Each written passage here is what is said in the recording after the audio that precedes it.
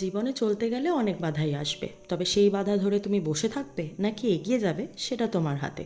ঠিক তেমনই কিছুদিন আগে আমি দক্ষিণেশ্বর গেছিলাম। এত বাধা পেয়েছিলাম, ভেবেছিলাম হয়তো যেতেই পারবো না। তারপর রাস্তায় যেতেই আমি আমার ভোলেনাথকে দেখতে পাই। তারপর তো ভেবেই নিয়েছিলাম যে না, যেতে তো আমাকে হবেই। দিনটা ছিল শুক্রবার, আর আমি প্রথমবার বিকেলে গেলাম মায়ের পুজো দিতে।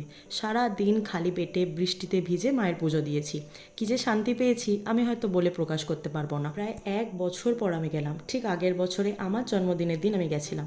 তবে মাঝ রাস্তায় দিয়ে যদি ফেরত আসতাম তাহলে হয়তো রিগ্রেট করতাম। তারপর কি, সারাদিন না খাওয়া পেটে যেন ইঁদুরে দৌড়াদৌড়ি করছিল। প্রচণ্ড খিদে পেয়ে গেছিলো, তাই পুজো শেষ করেই চলে গেছিলাম একটু খেতে।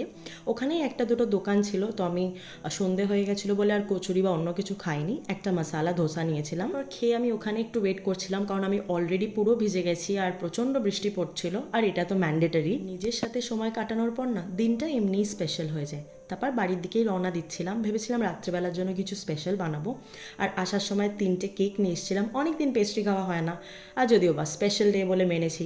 তো এসেই দেখছি স্টিফেনের তো খেলাধুলা শুরু। তারপর ওই যে কেকটা নিয়ে এসেছিলাম সেটা আমি, স্টিফেন আর দিদির ছেলে মানে সোনাই 3জন মিলে খেয়েছি। আর রাত্রেবেলার জন্য এই চিলি পনিরটা করেছিলাম, যেটা দারুণ হয়েছিল খেতে। তারপর খেয়ে দিয়ে উঠে কেকটা বাঁচিয়ে রেখেছিলাম পরে খাওয়া বলে। আর জানো তো, আসার সময় ভোলেনাথকেও সঙ্গে করে নিয়ে এসেছি। যাই হোক, আজকের জন্য এইটুকুই। দেখা হচ্ছে নেক্সট ভিডিওতে। বাই। হর হর মহাদেব।